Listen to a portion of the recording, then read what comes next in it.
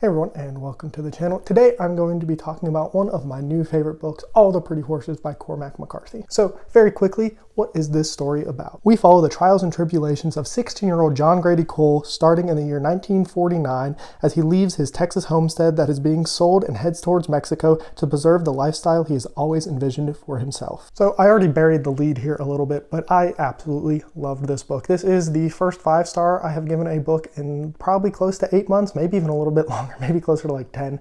So this was obviously something that very much connected with me on like a spiritual level. This is a book that, even though I finished it 2 or 3 weeks ago at this point, I still think about it constantly. I can just feel it inside of me, and it's not even a book that I think a lot of people will feel the same way about. I think it definitely has elements that a lot of people will be able to connect with, but I don't think it's a book that many people are going to love, at least the same way I do. And maybe I'm wrong. Maybe this is a book that a lot of people connect with.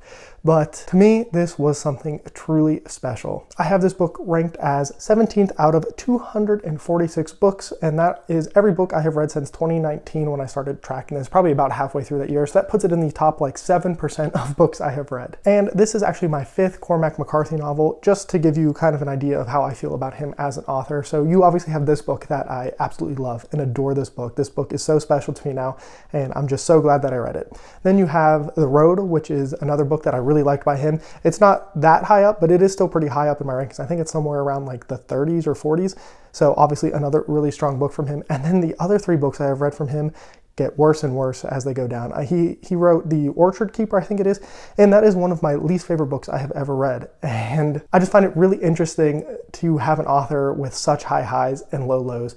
And it's just such an interesting experience to have with the same author. You know, his storytelling isn't drastically different between any of those stories. Obviously, there are variations, and he's not the same exact person through all of them, but to have such different feelings towards different books from the same author, it is just something that kind of blew my mind a little bit, especially because I had been on such a cold streak with him. I think every book I had read had gotten worse since The Road until this one. So this was kind of my last shot with him as an author, and I'm very glad that I enjoyed it as much as I did. I think one reason I connected with this book so much is because it reminded me as a darker version of Tom Sawyer. And what I mean by that is this book is full of like that spirit of adventure, of exploration, of going and doing something that probably isn't the best idea, but doing it anyway, and just doing it and being along, and you're out in nature, this exploration of yourself and the country that you're in, and just so many things. And Tom Sawyer is one of my favorite books of all time. So the fact that it kind of made me feel those same things again, at least from that aspect, I think is part of the reason why this ended up being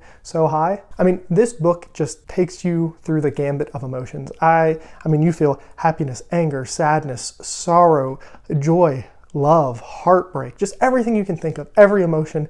You just feel it. And that's why I said that this is a book that is just living inside of my soul. It has all those human elements that I think are what really make a book special to me. I always say that I am a moments reader. And when I say that, I mean, I'm looking for those moments that just leave that impact. That's how I end up giving a book 5 stars. When it has enough of those moments that just make me feel that it becomes a part of me, that's how I know it's something special. And a lot of times a book has a few of those moments scattered throughout them, but for whatever reason, this book as a whole is just kind of living there. And I have just found it to be an amazing experience. So now let's dive into a little bit of why I think you might like this book and some of the reasons that I did. I already kind of mentioned it, but this book definitely has that grand sense of adventure, and not adventure in like a Disney way, but in a, you know, there's some real peril out here. We're not sure, are good things going to happen? Are bad things going to happen?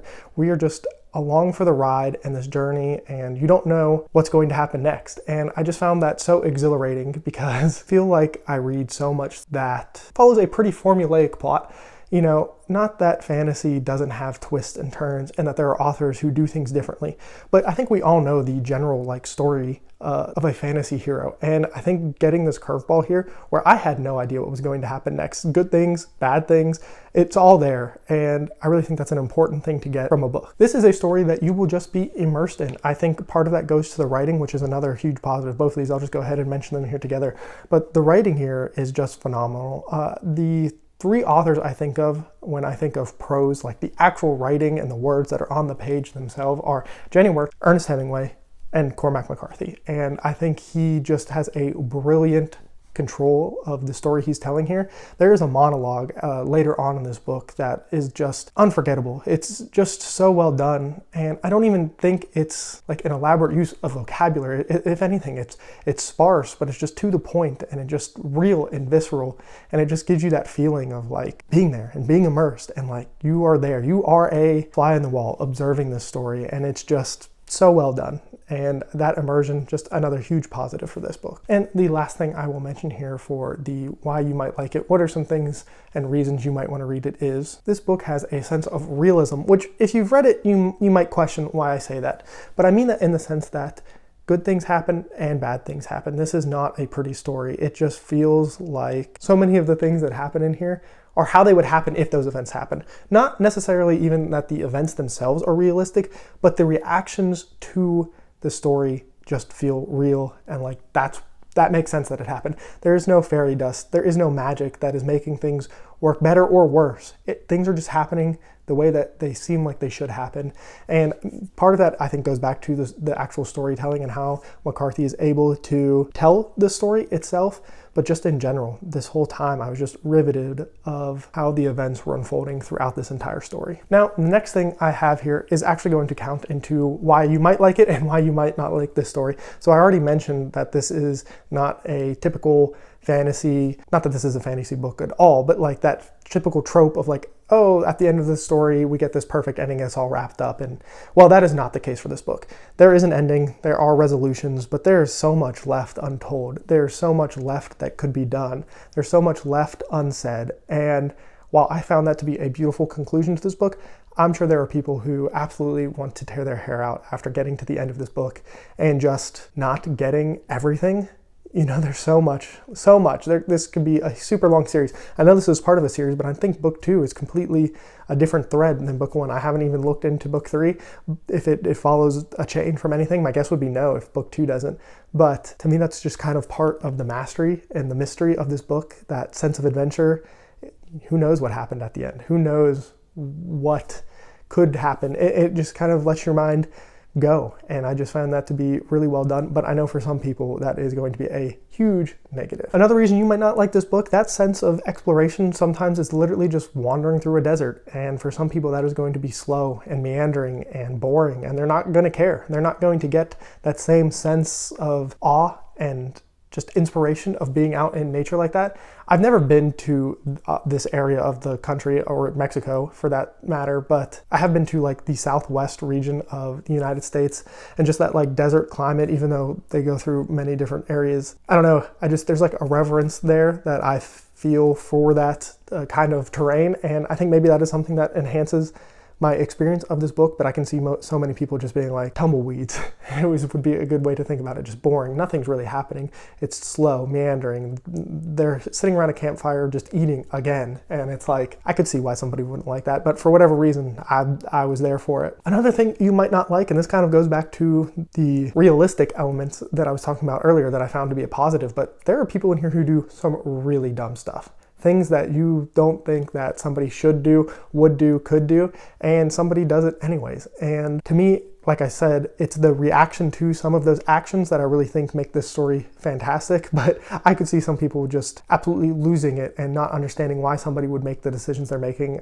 There's one character in particular that I'm thinking of when it comes to this. And yeah, there are going to be times when, if you read this, or if you have read this, you know what I'm talking about, but there are going to be moments where you're just shaking your head in disbelief of what a character is doing or why their justification for doing something is. And I know for some people that is going to be extremely frustrating to read. So I mentioned that this story takes place in starts in 1949 and, takes place in that era. And I even felt this once or twice throughout the story, but it almost felt like this story should be taking place even earlier in history, that 1950 was too late in history for a story like this to be taking place. Obviously, I'm extremely ignorant of that time period. I didn't live during that time, so I don't really know what life was like then to the same extent. And so maybe something like this is more reasonable than it seems, but it feels like if this had been taking place in like 1850 instead of 1950, it maybe would be set better. But once again, that could just be me. And this is maybe one of those last, like, holding on to a past that existed and is now kind of being washed away by the movement of time. That could be it. There are a few moments where I was like, oh yeah, we're not in the 1800s. We are in somewhat modern day Mexico, and it would just throw me for a loop sometimes, and so that could definitely bother some others as well. And the last thing I will mention is there is Spanish sprinkled out throughout this book. Obviously, a lot of it takes place in Mexico, and you're just reading along and it's Spanish. And as somebody who does not speak Spanish, it didn't bother me, but I could definitely somebody looking at it and being like, I have no idea what's said. And I will say it's pretty basic Spanish. You can kind of get the gist of what's going on, even if you're at like level 0 like I am. But I'm sure there's going to be somebody who reads this and is like, now I have to look up every other sentence because I have no idea what they're saying in Spanish, and I'm sure it's important to the story. And so I can definitely relate to that, but it didn't bother me that much. But that is my thoughts on All the Pretty Horses. This is once again a very special book to me. So glad I read it. It came out of nowhere for me, and it's going to be a book that I think about for a very, very long time. If you have read All the Pretty Horses, let me know what you think of it down in the comments below. If you plan on picking it up, also let me know. And as always, have a good one.